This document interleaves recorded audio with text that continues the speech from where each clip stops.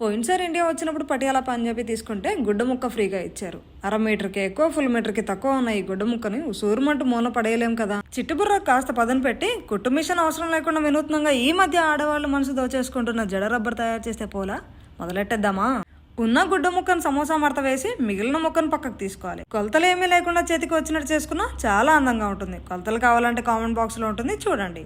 ఈ పొడుగు గుడ్డను ఒకవైపు గమ్ము పెట్టి మరోవైపు జత చేయాలి. కాసేపు ఆరినాక పిన్ని సహాయంతో తిరగేసుకోవాలి. ఇప్పుడు మీరు వాచ్ పెట్టుకునే ముంజెత్తి చేతికి కొలత అంత ఎలాస్టిక్ కత్తిరించుకొని గొట్టంలో అతికించుకున్న గుడ్డ లోపలికి ఎక్కించుకొని ఎలాస్టిక్ 2 వైపులా ముడేస్తే సరి.